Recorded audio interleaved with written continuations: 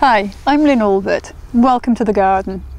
What I want to share with you over the next couple of months is how fun gardening can be. I'd like to take a little bit of the mystery away. Hopefully you'll learn something too, but the most important thing is not to stress too much about it. We really do want to have fun as we learn. And it's not just about the veg garden, it's about the flower garden, and it's about design elements as well. So it's not only about working in the garden, it's also about playing in the garden. And for me, one of the most important elements is to actually get outside and have a go. So don't worry with your veg, for example, don't worry if it's all in straight lines, don't worry if it's all in the right bed. You know, it doesn't matter if you have carrots in one bed and carrots in another bed. Sometimes I think you can spend a little bit too much time worrying about straight lines and planting times and harvesting times and all that sort of thing. It's going to be a little bit different for each and every plot. And the most important thing is that you have a go and you enjoy it. So for example with the beans, you know, in theory the beans should be making their own way up around the bamboos. Now these seem a little bit shy for some reason and they're all heading the other way. So what I'm going to do is just help them along to start with. Great jobs, these little jobs. I've already done all the digging and all the construction of the beds themselves. And these little jobs are the ones that are really fun.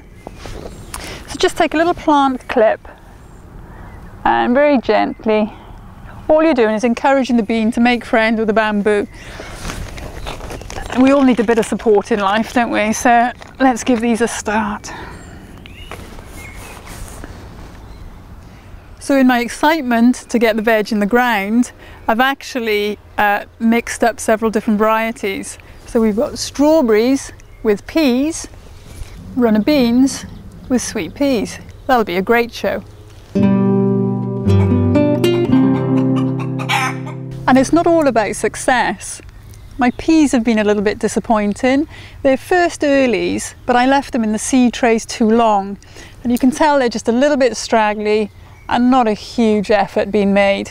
So what I'll do is when they finish cropping, I'll take them out and put a second crop in. And it looks as though we've got some other things enjoying the garden. Now, these are not very welcome. These are the caterpillars from the cabbage white. And as you can already see, the mess that they've made of the purple sprouting. I'm not that worried because obviously the vegetable comes from the centre, so I can almost afford for them to have had a little bit of a meal on the outside, but that's where it ends. And this bed is very much a work in progress. It may look like a bed full of weeds, but believe me, there's a little bit more here. We've actually got a very, very young row of lettuce, only went in about a fortnight ago, and the ground has still been quite cold despite the time of year. So they've been a little bit reluctant to germinate. And the same with the carrots. Now the other problem with this bed is I've also seen the cat using it for its afternoon nap. So I think it's been flattening a few things as well. But it'll be interesting to see how nature copes with all that.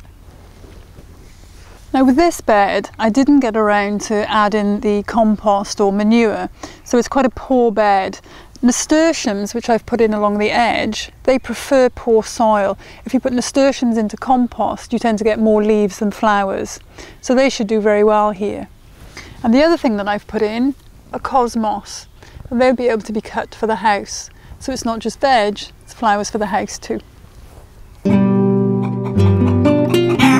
Jobs that are worthwhile doing at this time of year including cutting back any spent flowers, any dead flowers. It doesn't mean the plant has died, it just means that the individual flower heads have. And once they go past the best, the plant puts a lot of energy into keeping that flower alive. And it's not just about flowers that are in containers or hanging baskets, it's also for flowers that are in beds and borders. If you remove any dead flower heads, then the plant will put its energy into producing new.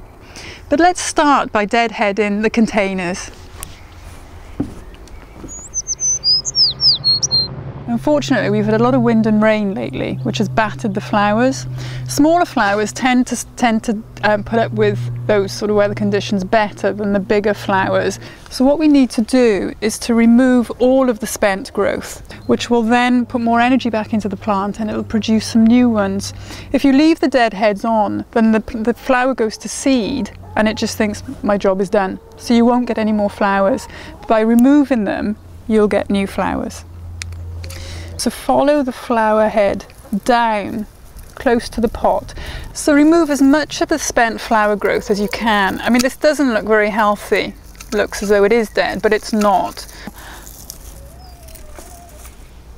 And the same thing with the bidens. It's probably a little bit easier to see. If you follow the plant, the stem down until the new growth at the bottom, you see the tiny little green new growth already. By removing the stem to there, then you'll get the new growth from this area. Well worth spending just 5 minutes to cut down the spent growth, because the rewards you'll get will pay dividends, and it's actually quite therapeutic.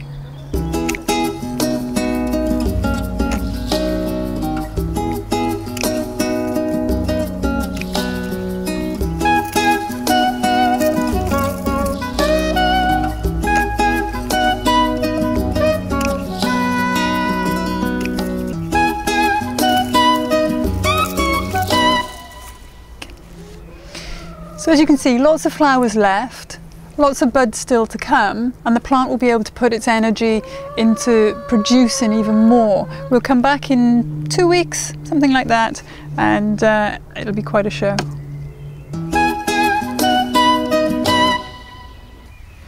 So what's the difference between a weed and a wildflower?